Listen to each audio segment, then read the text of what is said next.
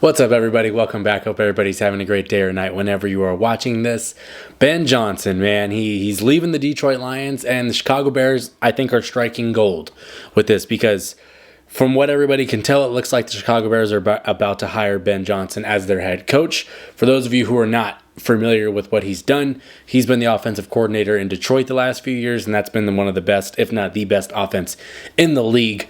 And I just love this for a multitude of reasons if you're Chicago, because you have young pieces and you got a young mind in there, right? You have somebody that has just a fresh style of play calling, a fresh playbook that is modern. And that's something that Chicago's lacked. Ben Johnson will be aggressive, and I think that's going to breed a lot of confidence into their offense and their defense too. I think it's going to kind of go, all the way through. I would like to see them bring in just a badass defensive coordinator, take that pressure off of him, let him kind of be like a Sean McVay where I control my offense, and then when the defense is on the field, I'm talking to my offense, and I let, just distribute the power. So I'm very interested to see what Chicago does at the defensive coordinator spot, because I think Ben's going to call plays. I would be shocked if he wasn't doing that. And I just think that you just got your young franchise QB in Caleb Williams, just a legit coach that knows what he's doing. That's just such a game changer. And the thing that I'm honestly most curious to see in the development of Caleb is, can Ben get him to be a little bit more on schedule? Like, don't hold the ball as long, because Caleb took 68 sacks last season. That was the third most in NFL history. The crazy part with that is he avoided over 50 sacks. So he got out of 50 and took 68. So if that tells you how bad the pressure was and how bad the upfront blocking was, I think this is going to be something that is relatively easy for Ben Johnson to turn around, because they've got cap space. I think they got like $65 million cap or something like that. And they're going to have some draft picks. I think they're picking 10th. And so you're going to be able to kind of, you probably need to get a center and a right guard is what I think. Because I think you have three good pieces on your O-line in Braxton Jones. You have Darnell Wright those are your tackles, and then you have Tevin Jenkins as a guard. I think you have three good pillars in there, but center is so underrated in what it does for a quarterback.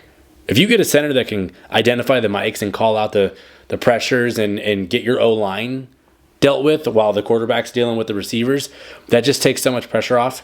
Because they're basically the quarterback of the O-line is what the center is. So if they can get a nice center, I think that's going to be really important. But you're off to a great start to your offseason, right? You needed to get a coach that made sense, and you got the best coach on the market. And there's just no doubt in my mind that if Ben Johnson can make Jared Goff look like a top 10 quarterback, he's going to make Caleb Williams look like a top 5 quarterback in a year or two. Give it time, see it develop. And I think with trying to get Caleb to play more on schedule and more on time is you got to have plays that are getting your first and second reads open quick. You can't have plays like the Bears ran pretty much all of last season where everybody's running to the same depth of the field. They're running right next to each other, running the same depth of the field, so one guy can cover two. And if you can avoid that stuff that they really put Caleb through the ringer with, and have plays where you're going to have a lot of rub routes and things like that, where guys are, your first and second read are open within 1.5 seconds, then you have a chance for Caleb to not take 68 sacks and take 40, whatever the number needs to be. But that's going to be the stuff that I think is what's going to translate them. So instead of going from, instead of going from 2nd and 7 to 3rd and 14 because you took a bad sack, you're going from 2nd and 7 to 3rd and 2. Playing ahead of the chains, and I think that's what Ben Johnson does, is that he just creates, the way his play calling and his playbook, he just creates gaps in the defense and just pokes holes through it. They still scored like 30 points or whatever it was against the Commanders in the game that they lost. They still put up a great amount of points. It's not his fault that the quarterback threw 3 interceptions or whatever it was and fumbled, and Jameson Williams threw it to the other team when he should have just thrown it away. That's not the coordinator's fault. So I'm excited to see what this turns into, because like I said, you have money, you have an exciting core to build around. You have Caleb, you have Rome Odunze, you have DJ Moore. Those are all 3 young guys, and then you have 2 young tackles, and then you have a relatively young guard in Tevin Jenkins. There's a lot of fun stuff on the offense to build off of.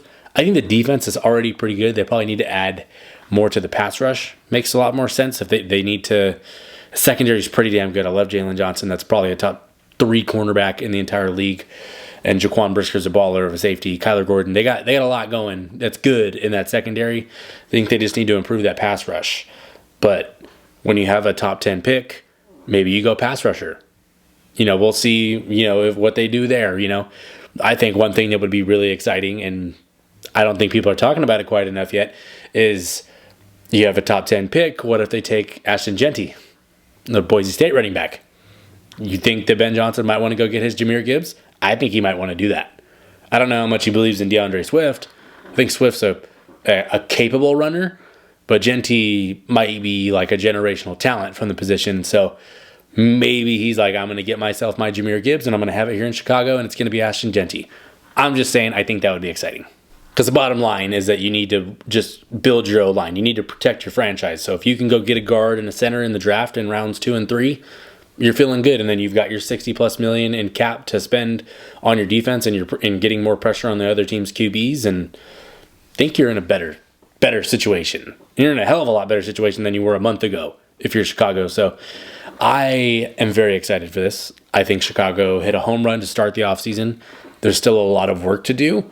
But you got step one, you got the coach. You got the coach that was coveted by everybody. So I think that's a big win for Ryan Poles, the GM. And then how they spend this money, hopefully they don't have any Nate Davis contracts that they give out this offseason, because that sets you back a little bit. But they've got some money. They got a pretty good pick. They're going to have some picks in the draft. You nailed the head coach hiring. You got somebody young with your young QB. I feel like it's rejuvenating if you're Chicago, because they've had these just defensive-minded, boring coaches that they're just not modern enough. And I think Ben Johnson's the opposite of that, to where he's the most modern version of offense itself. So getting to see Caleb Williams in an offense that is from this century, I think is going to be fun. I think you're going to see a lot more from Rome Odunze. I think we're going to see even a guy like Cole Kmet. We saw what Ben Johnson's done with Sam Laporta. I'm not going to say the Kmet's like Liz Laporta, but he could be a very valiant red zone target and a third down target. Like, you could get so much more out of him than they have. So I want to see how this looks, in OTAs and stuff like that. I want to see what team they put together, because granted, I've said this the last couple of years, I feel like they're just right there. Missing a couple pieces here and there, but they've kind of set themselves up to be able to capitalize on this now. And don't be surprised if next season they come in and have a chance at being one of the better teams in the league. Because sometimes, you see it, coaching matters so much in this sport.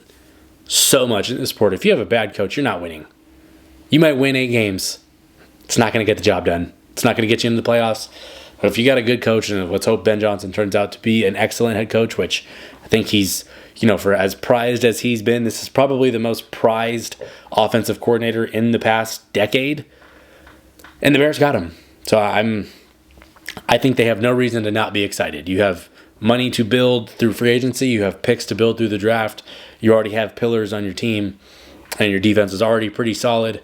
As long as you get a badass defensive coordinator, I think this team's going to be just really damn good next year. And we'll see not as many lows as we've seen in the past few years if you're a Bears fan. Yeah, I think in terms of priorities for this offseason, head coach was number 1. Check, you got that. Number 2 needs to be that O-line, more than likely, getting at least 2 complementary pieces in there at center and guard. I think that would be important. A pass rusher would be important. And just don't spend money on stupid positions. Just don't go spend $90 million on linebackers. Just be smart with it and build your team with Ben Johnson's input, because I think he knows what he's doing, especially offensively. So I'm excited to watch this. Let me know in the comments how you Bears fans are feeling. If you're Raiders fans who missed out on Ben Johnson, obviously that sucks. But ultimately, I think this situation made the most sense for Ben, because you have a couple really good young pieces on a side of the ball that he coaches. You already have a pretty good defense on the other side where he doesn't have to necessarily coach as much.